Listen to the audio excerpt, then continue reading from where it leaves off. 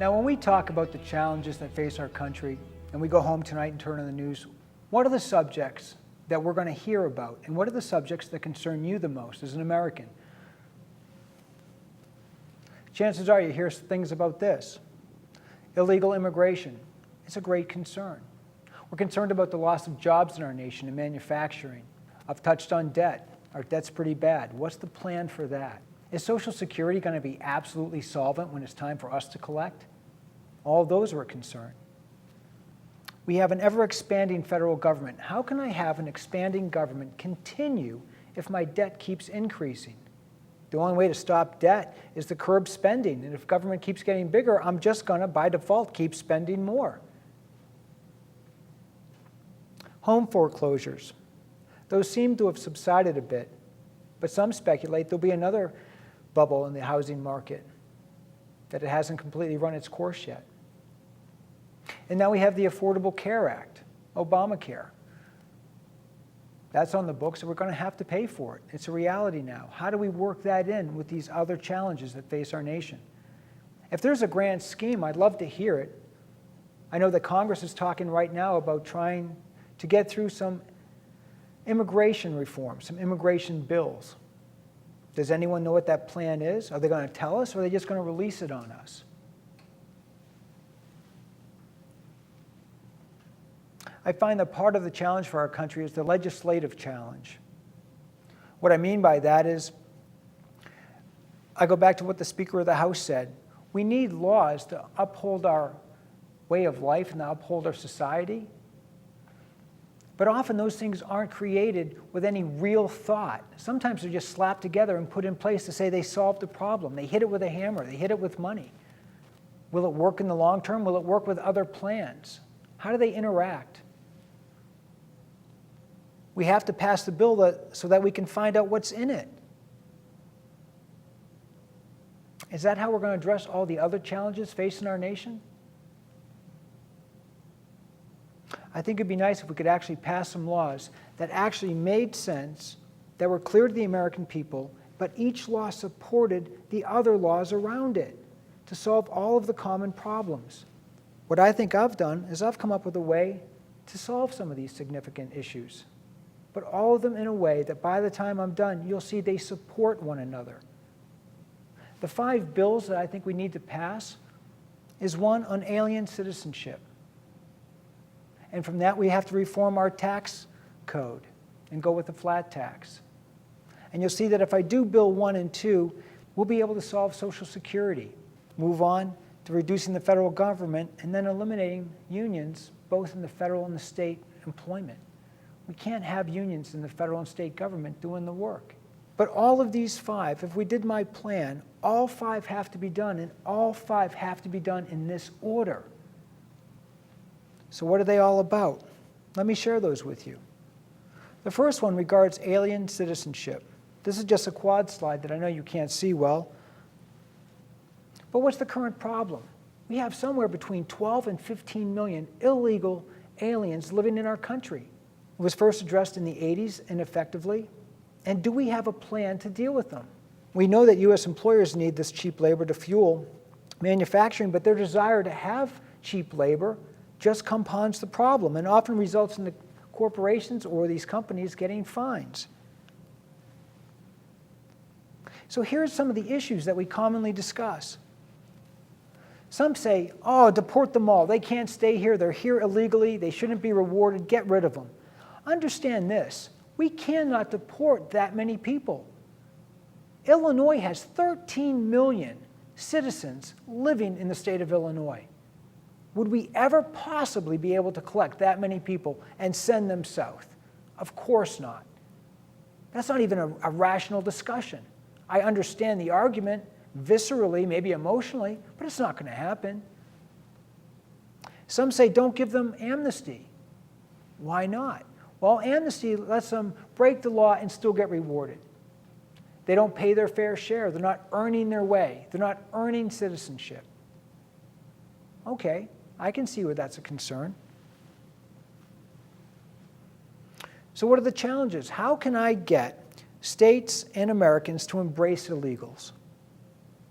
How can we do this fairly with regards to the legal immigrants who have already come here? How can we afford this as a nation? Can I really absorb that many people? And how can I help businesses with regards to this labor? Well, here's what I propose. I propose that we set a period of time to open the program, 12 months. And during that 12 months, anyone here desiring citizenship can apply for this program. From the date of their application, they have 36 months, kind of a waiting period, but during 36 months to earn their citizenship. How do they earn it?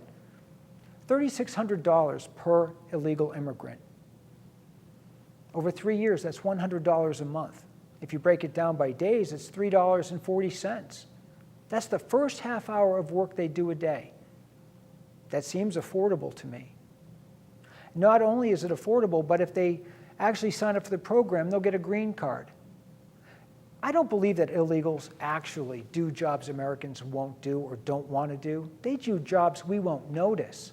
They work in poultry plants. They pick strawberries. If they had a green card and weren't worried about getting deported, would they be willing to go find other work? Maybe that pays better. Maybe they'll get 2 or 3 jobs, some with benefits perhaps for their family. That would certainly make this more affordable. Some of these employers are concerned because even after all their due diligence, they'll hire someone, this Latino, only to find out later the person had an illegal Social Security number. Then that employer gets fined. Maybe his plant is shut down as punishment. What if the employers also had the option to sponsor these workers? If the worker can't afford $100 a month, maybe as part of his salary, the employers, just knowing that they have someone that can legally work there, they could pay the $100 a month. I don't care how we get the $3,600. They could be bank loans, put it on a credit card. But that's one part. During that 36 months that we're waiting to give you citizenship, you can't commit a felony. If you're a family of 5, I know that $3,600 sounds like a lot of money. It's $18,000. Take out a small loan. Work it off. It's manageable.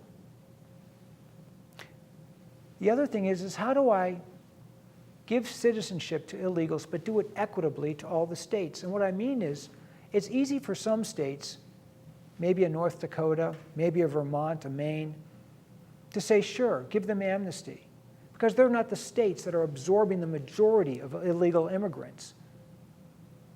Certainly, California has a vested say in this. Arizona, New Mexico, Texas.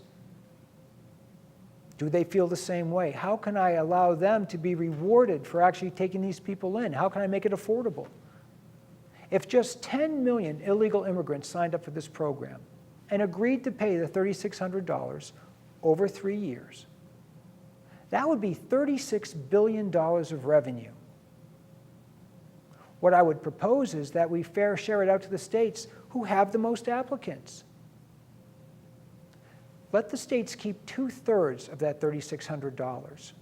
Let the other third go to the federal government. For example, if California had 1 million Latinos sign up for this program to become legal citizens, that would be $3.6 billion that they would collect over the next 3 years. Of that money, California could keep $2.4 billion, and $1.2 billion would go to the federal government. Now maybe California wants to encourage immigrants to come to California. Maybe they can use those billions of dollars to stir and attract industry to come and join them in California, because now they have this new legal workforce. Maybe the federal government can use that 1/3 that they're given. Potentially, if I had 10 million enrollees, I'm looking at $12 billion. Could I apply that to some border security pleas down in the South? And see, by doing that, no one can say it was just amnesty, that they didn't pay their own way. They are paying. And they're not going to commit a crime. If they commit a crime, we keep the money, the deal's off. We'll try them, punish them, and send them back on their way. So there's an encouragement there to stay out of gangs, to not commit felonies. Isn't that what we want of everyone? I think that you'd find the benefits of a program like that, not just the monetary, but that would offer illegals a good way to attain citizenship and keep their dignity. They can certainly say they paid their dues. The states that get their money, if they don't want to use it to attract businesses, they can use it to fund the infrastructure, the services that are required to absorb that many people. We certainly know that California and all states are struggling with revenue right now. Let the illegal immigrants fund their own solution by doing this. Again, $3.40 per day, the first half hour of work. I think that as a nation, one of the things we benefit from is a large motivated workforce. Now I have 10 million new people to employ. Maybe they don't really want to work in slaughterhouses. Maybe they don't really want to pick strawberries. They'd rather build furniture. They'd rather work in a plant, get manufacturing going, because that's what our country needs. We need to start making things again. I also think that you'll find out if we actually did this law or took this approach to solve illegal immigration and give them a path to citizenship, it would absolutely support the next two laws I'd like to propose. The first one is a flat tax, and the one after that is solving Social Security. When I ran this idea by a few people, they thought that $3,600 per person was too cheap. Oh, they ought to pay more to be in America. America, it's worth so much. Think about this for a second. If you actually took the next 3 years and paid off $3,600 for citizenship in this country, what do you get at the other end? Well, you get taxed, but you also earn a portion of that debt that we keep talking about. Every American taxpayer right now owes $52,000 as their portion of the national debt. So if you think $3,600 isn't too much, at the end of that rainbow, welcome to America. You're just another person, another citizen that owes $52,000. I think that they could be a part of the solution.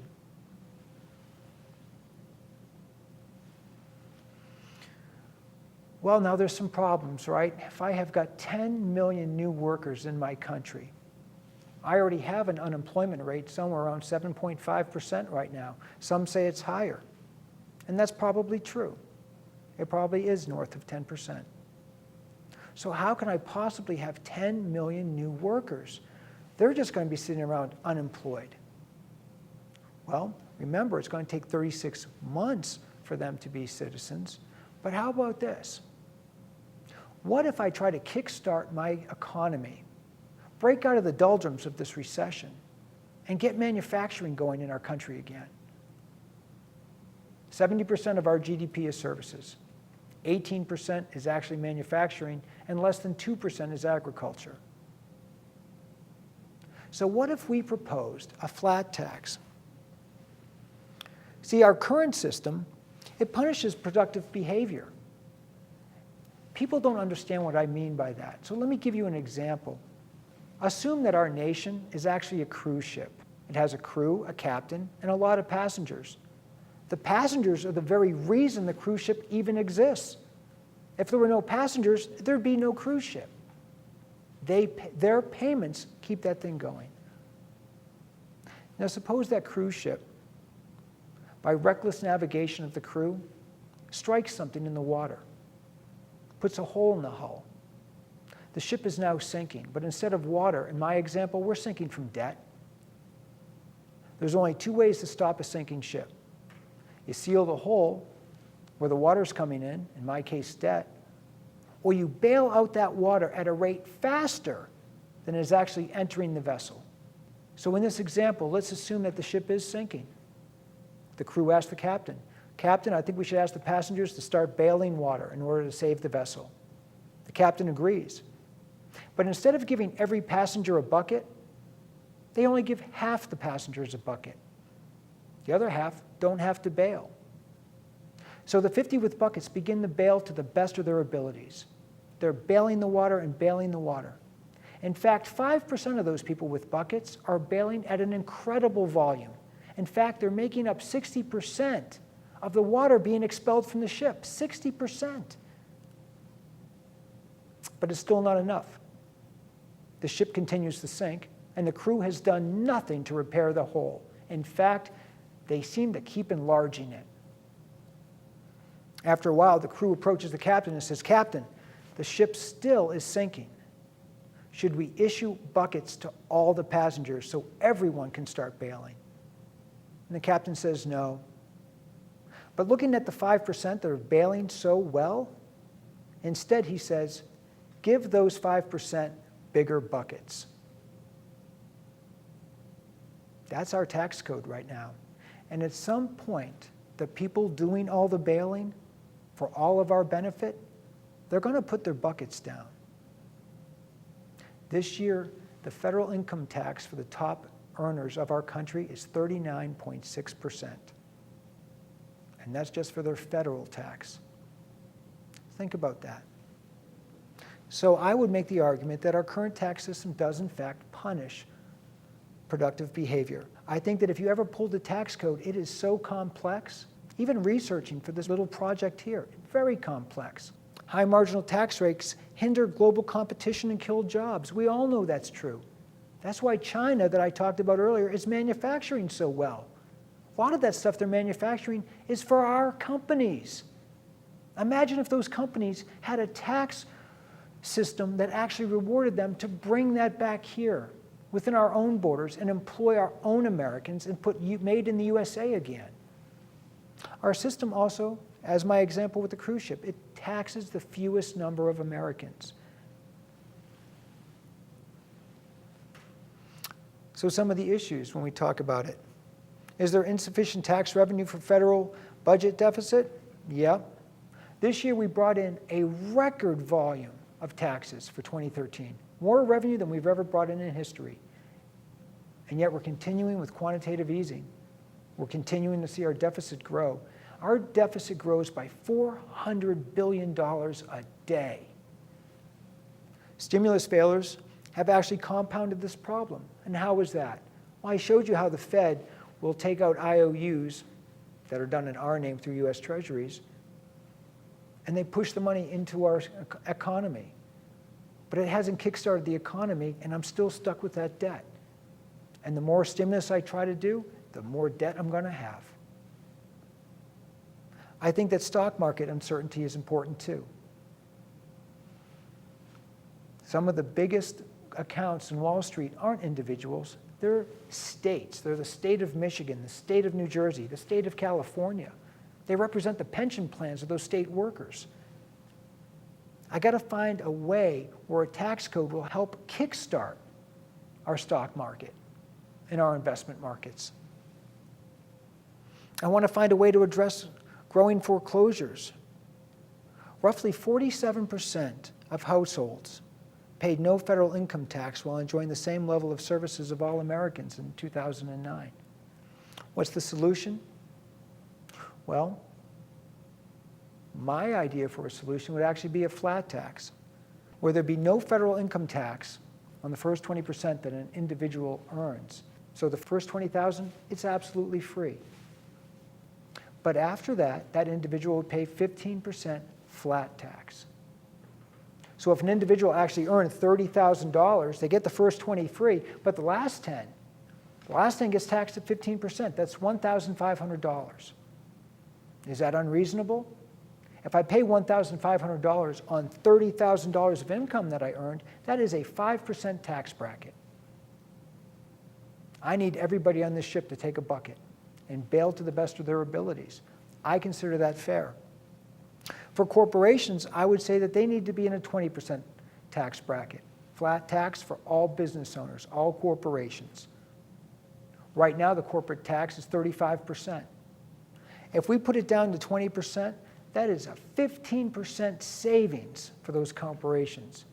That's retained earnings. They get to keep 15% of their profits. I would still propose a 30% tax for estate taxes, over $3 million. Now, I know that those that study fair tax and flat tax, nobody likes to have the estate feature. But the truth is, we live in a time where our debt is so significant and that the baby boomers helped get us there, and there was going to be such a pass down of wealth by their families. I'm sorry. I think that the first $3 million should be free, but anything above $3 million, 30% tax. 30% flat tax. Is that unfair? I don't think so. But the reason is, let me give you an example. Let's just suppose someone inherited $13 million. The first $3 million would be free. On the last 10, you owe me $3 million, 30%.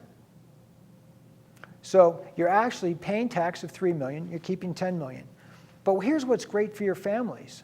Even though they paid that estate feature, that wealth, that money you pass down will absolutely grow faster than it ever did in your lifetime before you passed it down. How? Because under the flat tax, you're not going to pay taxes on capital gains, dividend, interest. So that the money you left your children or grandchildren can actually grow faster in a tax-free environment. And they'll recoup that 30% over time.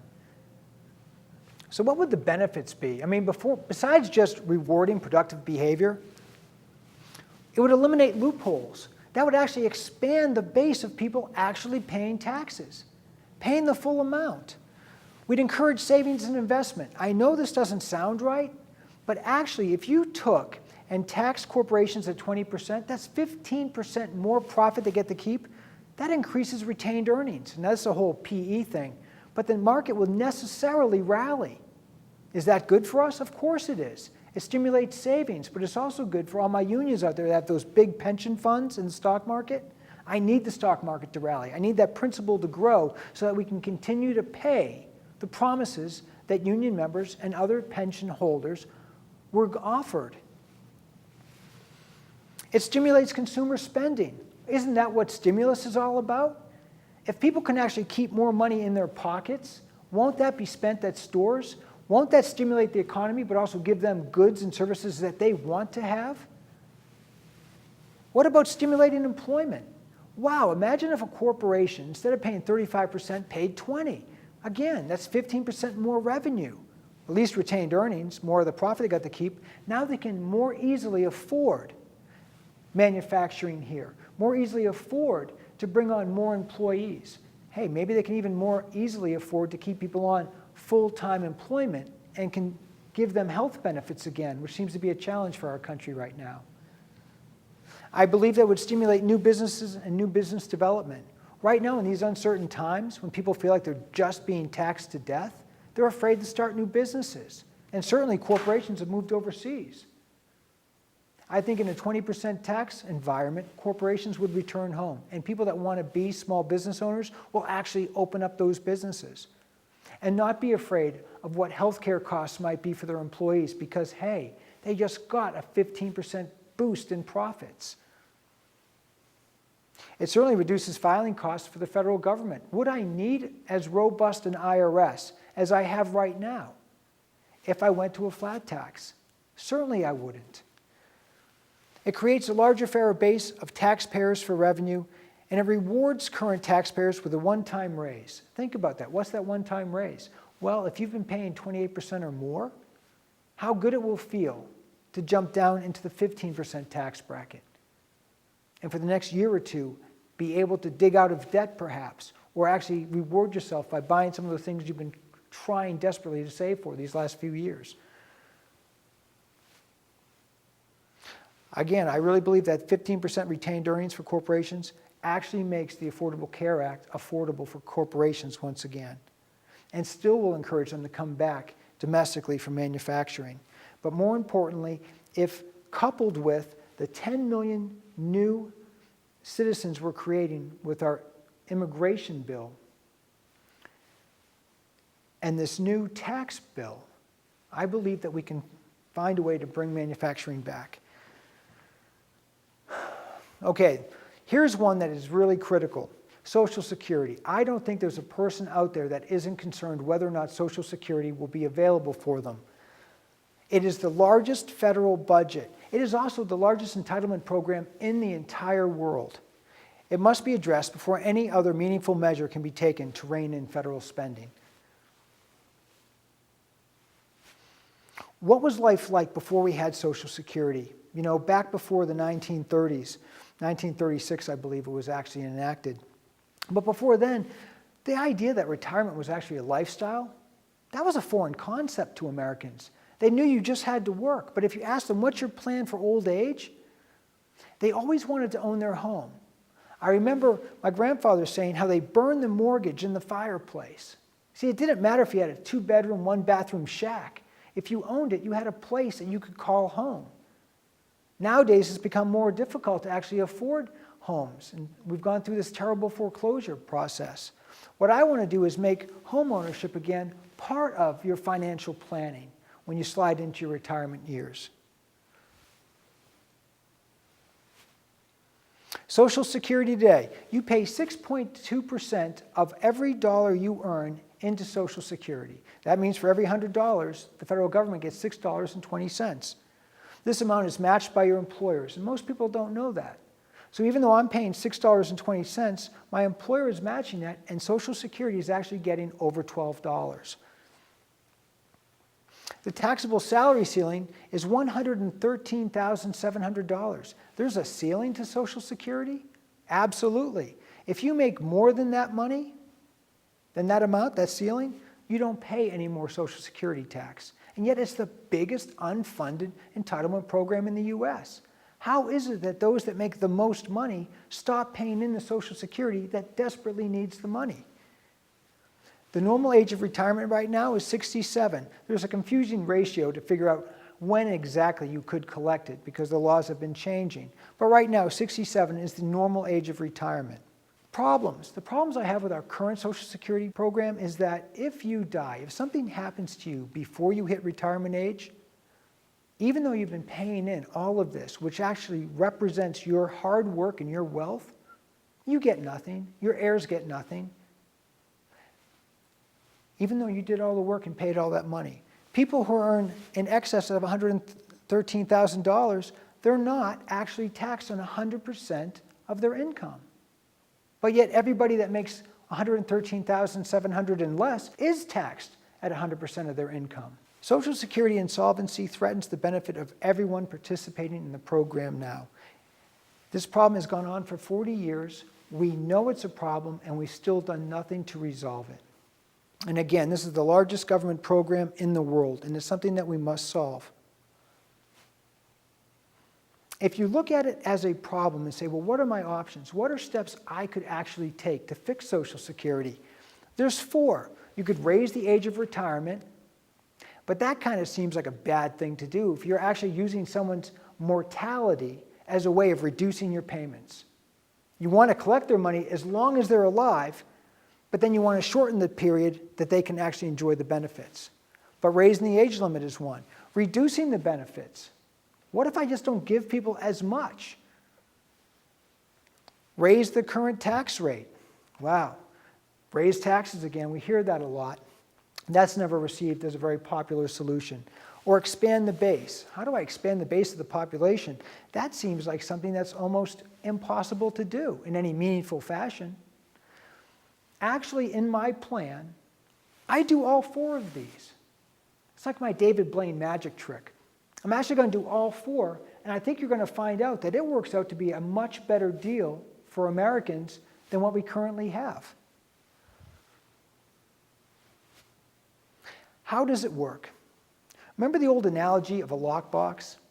What I want to do is create a personal savings account, personal security account. And this is going to be your own private lockbox. And while you're working, every month when your employer takes out your Social Security and matches it, you get to keep a third. You get to keep a third of not only your payment, but the third that the employer matches. So think about that. If I pay in $6.20, I get to keep $2. My employer sends in $6.20, and he's going to give me $2. And that's going to go in my PSA account. Wow, I paid 6%, but I got to actually keep 4%. That feels like 2. That seems like a good deal. The solution is to have a personal savings account where you get to actually keep 1/3 of your contribution and your employer's match for your use. Actually, after all, you earned it. Now, the next thing we want to do is we want to remove the income ceiling. Why do I want to remove the income ceiling? So that I'm actually taxing 100% of all income in the U.S. So those that make an awful lot of money are still continuing to pay their 6.2% into Social Security. But here's the thing. They get to keep 1/3 of their money too. And they get to keep 1/3 of their employer's match. So we put this into that personal savings account. But we're also going to raise the age of retirement to to 70. So that'll actually mean 3 more years before a person can collect their Social Security entitlements. And the amount that Social Security will actually pay out when you're 70 is only 2/3 of what you paid in. And why is it 2/3 of the full value? Well, because I let you take a full third now. You got a third for your own contributions, and you got a third from your employer. So at the end, right now, the max payment to anybody is $2,500 under the current system. So under this program, since you already got to keep a third, you're only going to get 2/3 of a benefit when you hit age 70. But here's the thing about your personal savings account, your personal security account. Money can be saved and invested, but in this box, in this personal security account, you can only invest in secondary market U.S. Treasuries. Why only U.S. Treasuries? Well, because Social Security has always been based on the good faith and credit of the country. You just haven't seen it. But I want to put secondary U.S. Treasuries in this, one, so that Americans have skin in the game when it comes to debt. When they open up their statement and they see a couple $1,000s in their personal security account, and they see that the credit rating on their debt is only AA rated, they'll be like, wow, how can I get the creditworthiness of the country back up higher? The other thing is by putting it into secondary market U.S. Treasuries, all that outstanding debt off of our borders starts to get sucked back in because banks will need to create money markets based on those instruments, and there'll be a demand for it. And so by putting that as the sole investment mechanism inside the personal security accounts, we start to draw back all that debt, and Americans begin owning America again. But if you don't want to just save it inside of that money market account, inside your personal security account, here's what else I want you to be able to do with it. I want you to be able to sweep that money out every month if you have a mortgage. That you can actually apply your Social Security to an existing mortgage. If you don't have a mortgage and are saving for a first-time home, certainly continue to save in the personal security account. But then when it's time to make the purchase, pull that money out, put it on the home, and then sweep out your contributions every month, just like you would for, say, a health savings account. Now, if you say, Mitch, I don't want to buy a house. What else can I use the money for? You can absolutely use it for any health care costs that you have. If you go to your personal security account and you're still only in your 40s or 30s, but you have something you have to pay for or a deductible that has to be met, absolutely sweep it out without penalty. Well, if you don't ever need it for health and you never need to use it for a mortgage and you just want to let it grow, when can you absolutely get to it so that you have something to use before age 70? At 59 and a half, you can take the money out, spend it on anything you want. It's your money. It always has been. Now, if something happens to you before age 59 and a half or 70 and you never draw it out, well, your family gets to inherit this. This passes down to your wife or your kids or your grandkids. But the thing is, it's your wealth and now you control it. If by chance you actually use this money to purchase a home, but then you get older, you retire with the wife and you decide to sell that home, at closing, you can sweep that money that you contributed back into that personal security account and use it for your next condominium. So let me just give a couple examples. I know we don't like math, but we're going to do a quick one here. If you earn $100,000, you pay $6,200 into Social Security and your employer matches it. That's $12,400. So you do that over your lifetime, and at age 67, you can finally collect your full benefit, which today is only $2,500 per month. If you die early, there is no benefit. You never get to see the labor or the rewards for your labor. So under the program I'm proposing, the worker pays $4,154 into the Social Security Trust Fund. That's 2/3 of the Social Security tax. They get to put $2,046 into their personal security account. And then the employer matches both of those. At the end of the year, this individual would have $4,092 in their personal security account. Social Security would $8,308. So this taxpayer can use that money for monthly mortgage bills, medical expenses, or accumulate it for savings in his later years. Now that might not sound like a lot for people, but imagine what you could do if you could just apply that $4,000 to the interest of your mortgage every year. That would make a huge difference over time. And you also get immediate benefit for your work now without waiting to age 70. I think it's important to look at the way the system is designed too for higher income earners. This person makes $300,000. That is 3 times more than the previous example. But remember, they hit a ceiling of $113,700. As a result, they only have to pay $7,049. That's only $1,600 more than the first guy. They put $14,098 into Social Security, and they collect 100% at age 67. Again, nothing if they die early. Under my plan, Social Security tax is $18,600 for the individual and $18,600 for the employer. That is $37,200. Under my example, that individual would have $12,400 in their personal savings account, and $24,800 would be going to the Social Security Trust.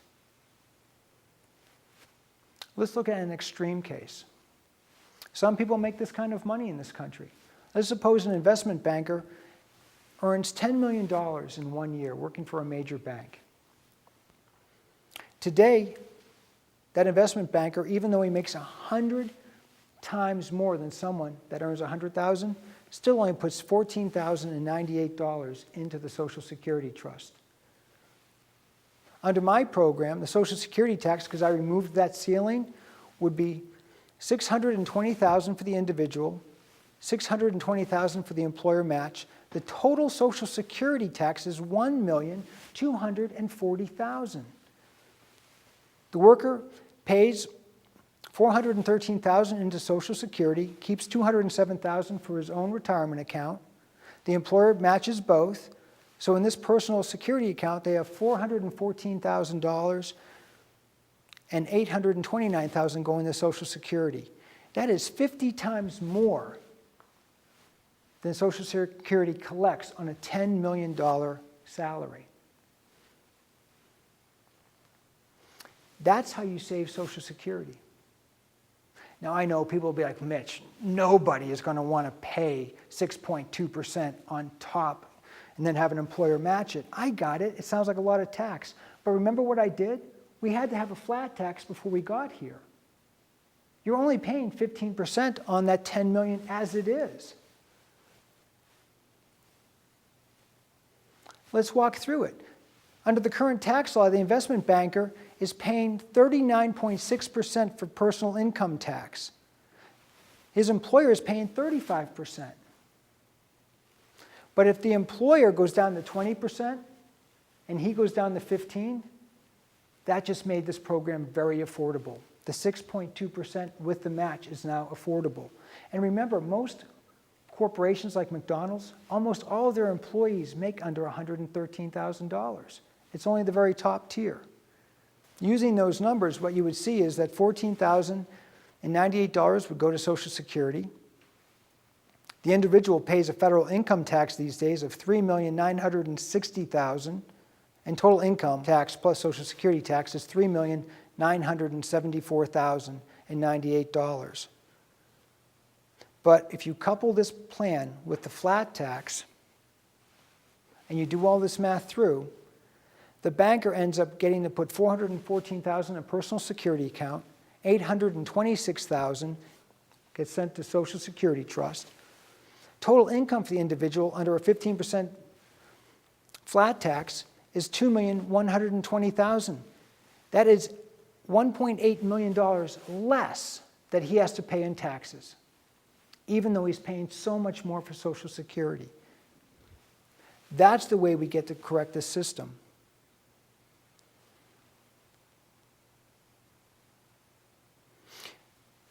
If you're a smaller, more modest family, these are the kind of numbers that you would be looking at for a personal security account.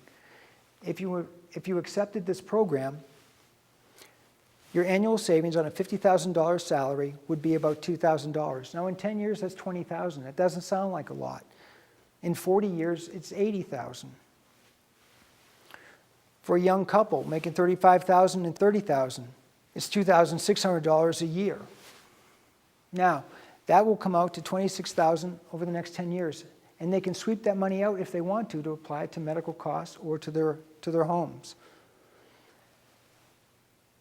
Note, if 50 million American households were actually doing this plan and putting the money into a personal security account and then sweeping that money out to help pay with mortgages, even if they had the low number of $1,200 a year, only $100 a month, that would push $60 billion into our housing market. Remember those collateral debt obligations I talked about that the banks have on the books? These are helping to pay off those mortgages. We are healing as a country, and they're taking ownership of a home, and we're trying to recover from these foreclosures that we've had.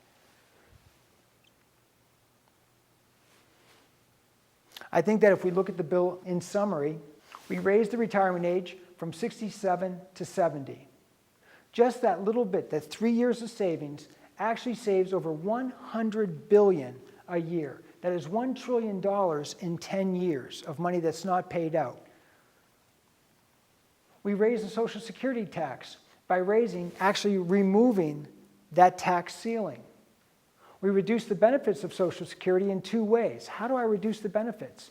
Well, the government only has to pay 2/3 of your Social Security now because it gave you 1/3 of your money up front. And then we capped the maximum security benefit that a person could get, regardless of how much money they put into the Social Security program. We gave the taxpayer immediate access to their funds for essentials, so they have the benefit of their work now, not 30 years from now. We gave people a retirement option at 59.5 while they wait for the government benefits at age 70. We made home ownership more affordable by allowing people to use the PSA funds for home purchases and mortgage payments, hopefully helping to curb some of these foreclosures. If you think about it, if I'm applying this money onto my mortgage, aren't I also freeing up other money for discretionary income that I used to put on the mortgage? Of course. That extra $100 a month for some of these families helps pay the cable bill, helps pay the internet bill or the phone bill. Workers' real payroll tax, if you think about it, is really 2.2% because of the 4% going into the personal security account. That is actually the fee that Social Security charged when it first started in the 1930s. It was only 2%. We bring overseas debt back to our borders. How? Because we only allow U.S. Treasuries on the secondary market to be the instruments for investing inside of this account. That necessarily causes money markets to buy those things up, and over time, it's not dramatic, but over time, it will start giving us ownership of our country again. And that's the plan for Social Security. Okay, so what have we done so far? All right, we solved illegal immigration. We got a bunch of workers now that can work anywhere in the country. We fixed our tax code, so now we can get manufacturing back and actually employ those people and kickstart our economy. Then we fixed Social Security. How did we do that? We allowed people to keep 1/3 of their own Social Security earnings in a personal security account that they can use for health expenses, mortgages, or save for retirement. That money they can draw on at 59.5 while they wait for their full 2/3 benefits from the government at age 70. So what's left? Well, certainly our deficit still is a problem. We've got to refinance our government. A lot of us have had to refinance our homes or even downsize our homes, right? In this tough economy, you can't own a house that you can't afford. It's the same with government. Hey, we all like 3-car garages and a bonus room and a swimming pool, but if you can't afford it, something's got to go. You've got to get a smaller house. In our case, we have to get a smaller government. That's the only way we're going to solve this problem. Right now, our debt is $17 trillion, and it's growing at $4.2 billion per day. How long can we do that? In 1957, DOD represented 55% of our national budget. Today, it's only 23%. It's not because we spend less on DOD, it's because we have spent so much more on other programs. That gives you an idea of how it's ballooning. Regulation to restrict manufacturing. Federal government is involved in all aspects of our lives today. You think of what's going on with the NSA and the IRS, and now our personal information with the Affordable Care Act, and then you think about all the restrictions on businesses. We have got to get rid of these shackles Reducing government does that for us.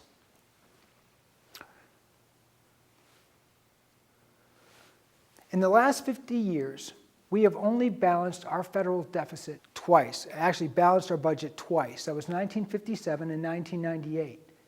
We don't even pass budgets anymore. We do what's called continuing resolutions. Do you know that Congress has not actually passed a budget since 2007? How is that not reckless? How are we not upset by that? Now, with the passage of Bill 1, 2, and 3, we can put the federal government on a diet. But we really need to start downsizing it. The departments I think that we can downsize, and everyone has an opinion on this, but by going to the flat tax, right off the bat, I can downsize the IRS. The IRS has 92,000 workers right now. I also want to see us downsize or actually eliminate the Department of Education.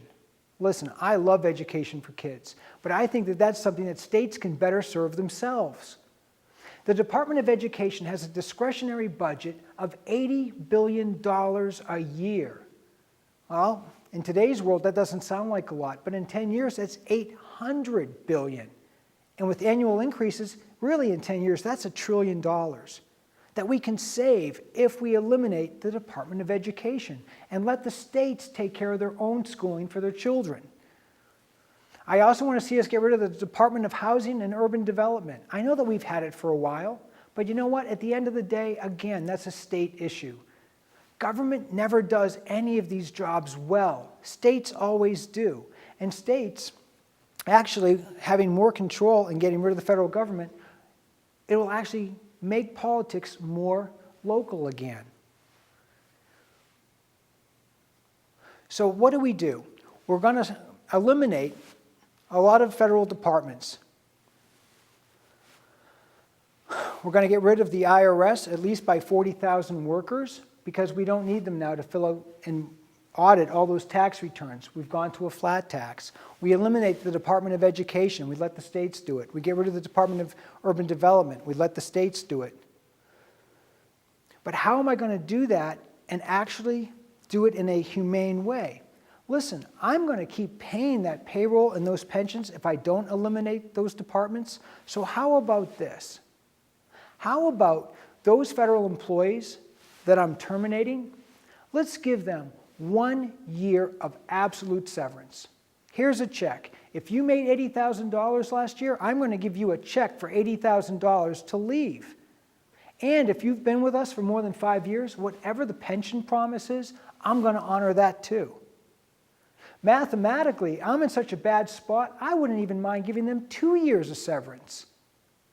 Because 2 and 3 years from now, even paying that pension that they've accumulated, years from now, we're saving money. In 2 and 3 years, we're making money again. Because we'll never have to pay those pensions again. We'll never have to pay those annual budgets again. And of course, because I'm giving them a severance check for 1 or 2 years, you're not going to be collecting unemployment. But the good news is, with that check that I give you, remember the flat tax? You're only going to pay 15%. So you get to keep a majority of that. And because we have that personal savings account for Social Security, a good chunk of money will go in that for you as well. That would reduce the government expenses, reduce federal expansion, increase our states' rights because now they're more participatory in their own local politics. My representatives in my state become more important to me. How upsetting is it when representatives, congressmen or senators from states away from our own pass laws on a national level that now we have to live by? How can a farmer in Idaho pass laws through his representation that now affects the farmers of Georgia? That's the problem with big federal government. And it eliminates tens of thousands of federal jobs in a fair and practical way. So that's what I want to do. I want to focus on certain departments I feel we don't need. Others can chip in on what they think we don't need. But then let's just give those workers a severance and push them on.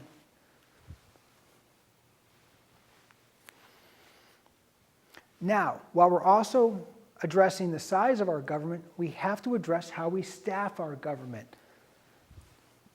One of the things I want to talk about is unions. A high percentage of our public workers are actually unionized workers. The United States Postal Service is the largest union in the world. Why? I mean, before they unionized, I certainly got mail delivered. Benjamin Franklin started the Postal Service. I'm sure they weren't unionized back then. As public unions increase, they increase the public debt, and that's been proven through several studies. People that work in the federal government already have vast protection on the books. They don't need the protection that unions give them any longer. The real reason I'm not a fan of having unions inside of the federal government is simply because it's not merit-based. They get to stay there and stay there and stay there because of the union protection. When they're not a good performer, you can't get rid of them. You know why the Department of Defense is considered still one of the most admirable departments of the federal government? Because the military is absolutely merit-based. If you do your job well, we promote you. If you do your job poorly, we do not re-enlist you. It's that easy. We need to have that mindset when anyone's working for the federal government. The other thing is I can't offshore jobs. You know, when private companies unionize, those corporations always have the option to move their businesses overseas. I can't move the Postal Service overseas. No, that has to be done domestically. And there's no good faith representation. And what do I mean by that? Whenever you have a contract, there's a few elements involved in it. One is an offer, and one is an acceptance. Now, when someone offers to sell you something, and you accept it, that's a contract, but there has to be something of value involved. But there also has to be an element of good faith. What do I mean by having good faith? Well, I can't promise to sell you my car for $20,000 and then you buy it only to find out that, hey, you didn't tell me that the engine was seized, you didn't tell me all these problems with the car, or you sold me the car when I was actually drunk and wasn't really paying attention. So when I said yes, I didn't know what I was saying yes to.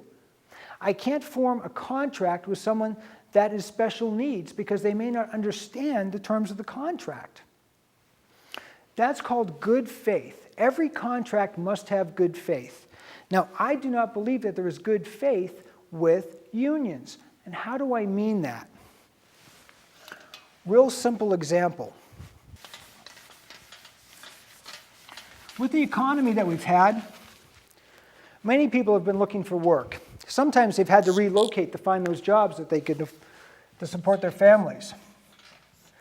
Let's suppose you're a family and you have a house. And you bought this house for $250,000. But because of the current housing market, the house now is really only worth $200,000. Well, if you try to sell your house right now, you're going to lose $50,000. But you know what? You've just been offered a job up in Boston. And honey, this job in Boston pays really well. We're going to have to leave Georgia and move to Boston. Well, if we do that, we have to sell our house. And we're going to sell it at a loss. And we've got to move next week. So how can we sell our home? What do? We get a representative to form a contract for us. We'll get a real estate agent. What we'll tell this real estate agent is, look, we're willing to take the loss on our house, but you absolutely, positively have to sell this house for $200,000. Can you find us a buyer that will sell our house because $200,000 is a fair market price? This real estate agent that you're paying money to says, absolutely, I would be happy to sell your house and find you someone for $200,000. So these people leave. Now I need a buyer.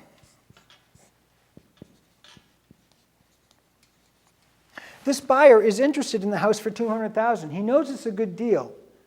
The real estate agent approaches him and says, well, let's make the contract. The guy says, well, you know, how about if I buy the house for $180,000? The agent says, no, they're not going to accept that.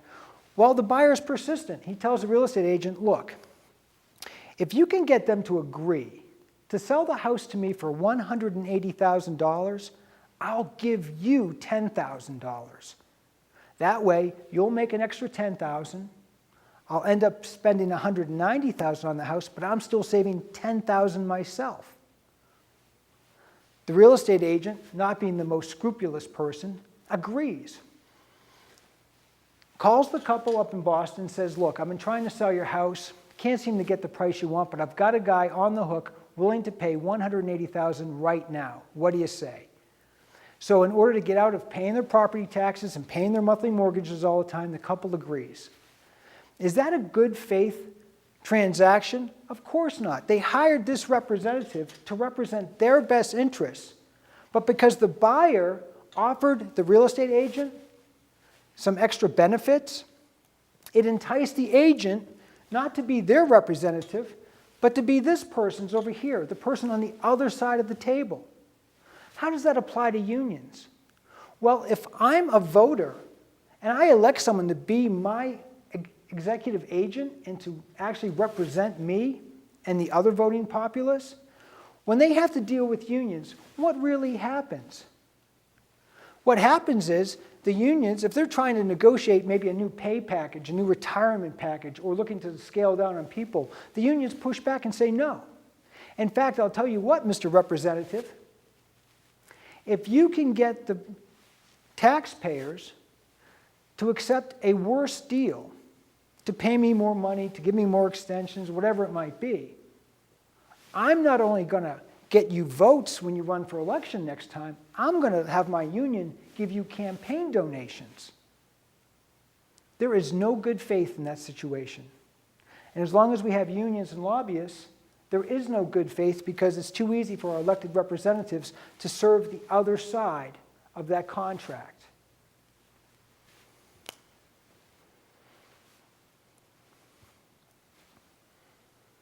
Now, I recognize when I deal with unions, for me, I look at them as three categories. There's three categories. The three are, there's those that are in the public service that are unionized that have already retired. Of course, I'm going to honor all the pensions promises that we made to them. Then I've got people already here working in the federal and state government that, hey, I came in under a union contract. I agree. Back then we had those. I will honor that pension and that union contract for as long as you work until you retire. But then there's the third category, and that's the potential next federal union worker. Those kids that are still in high school or college that want to go work for the federal government. Well, hey, we're going to turn off the union aspect of employment for the federal government. So what are they going to get? Well, they're going to get a great job with great protection, just not the union benefits. I'm going to give them a 401k. And I'm now going to have a merit-based employment system. So if someone in the future joins the federal or state employment and they're not working out, I'm sorry, I get to send you home. But if they're an all-star, really serving the people, I'm going to give you a pay raise and I'm going to promote you.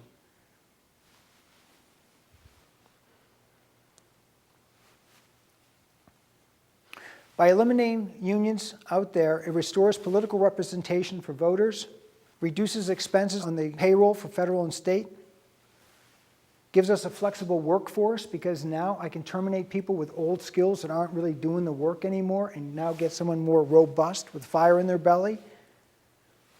And remember, the states can still contract work out to the private sector, and those private sector employees might be unionized.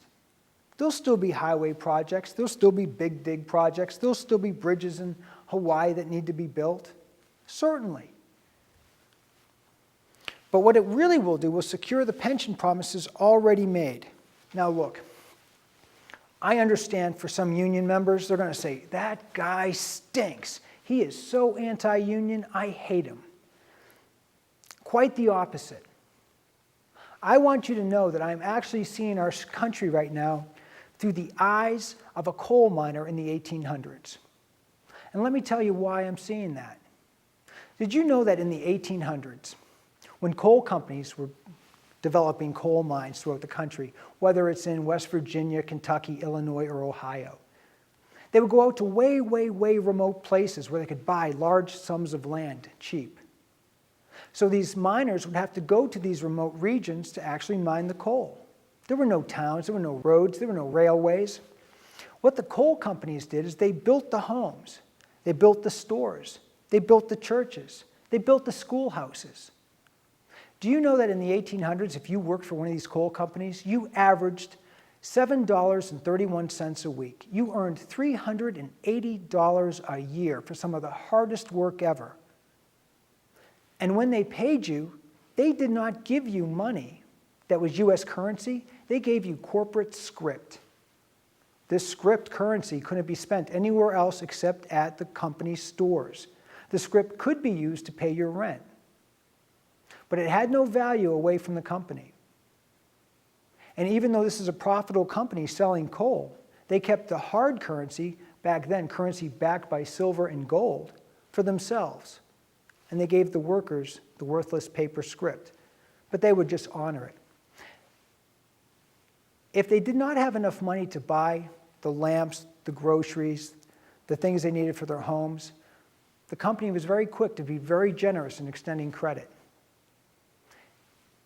In essence, those workers became indebted to the companies and couldn't afford to leave. If they could not afford to pay their debts, the company would kick them out, seize their assets.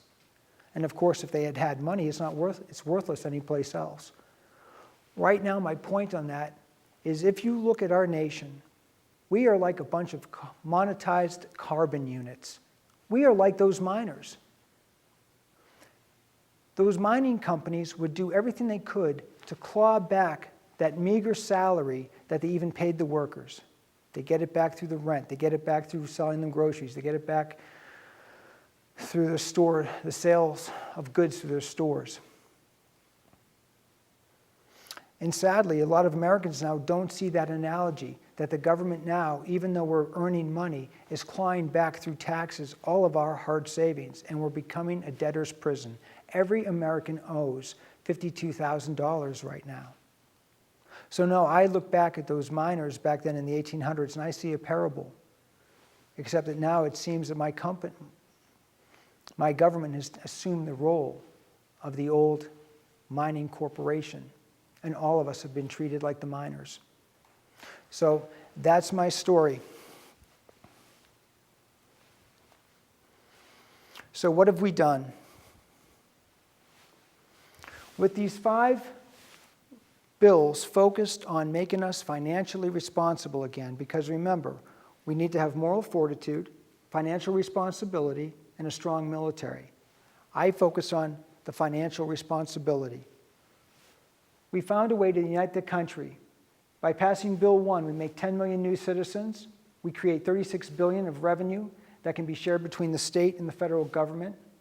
Gives us a large base to participate in Social Security and also the Affordable Care Act. But because I have this large workforce, I went on and then passed a flat tax. I passed the flat tax so that I could stimulate the economy. I let individual taxpayers retain a lot more of their hard-earned salaries by going to a 15% tax bracket for them and a 20% flat tax for corporations. That helps pensions recover. How does it help the pensions recover? Because those will stimulate the stock market and help those pensions investments and grow in principle. I've stimulated manufacturing, of trying to draw back those corporations overseas to hire people locally. And I think that that best addresses the deficit in our budget. Bill 3, we went down and looked at Social Security. With these things in place, can I, with a lower corporate tax and a lower personal income tax, remove the ceiling on Social Security? I think we can. Let's get rid of the $113,700 ceiling, eliminate it, and tax all personal income the full 6.2%. But in doing that, allow people to keep 2% of that, 1/3 for themselves, and 1/3 from their employer's match. Then we reduce the federal government in the best way I think is possible. I pick on agencies that we're going to downsize, but I give those employees a severance before they go, and I'll honor any pensions that they've accumulated. And finally, I've looked at the unions. I just can't have unions in the federal and state employment. We need a flexible, merit-based workforce. And we need to downsize our government the way that many Americans have had to downsize their homes. Hey, if I can afford a bigger government down the road, great. I'll take another Department of Education, perhaps. But right now, I just can't afford it. What the states are capable of doing, let's let them do it. Let's make politics local in the states. I started this whole day off telling you a story about the Port Royal, and I didn't do that to embarrass the U.S. Navy. I tried to highlight the importance of speaking up, having ideas, coming up with other ways to solve our problems as a nation. But we can't just keep sitting here waiting every 6 months for somebody to raise the debt limit, without coming up with meaningful solutions for the things that face us. Immigration, tax reform, Social Security, size of government, unions in the public workforce. I thank you for your attention. Thank you so much. God bless all of you.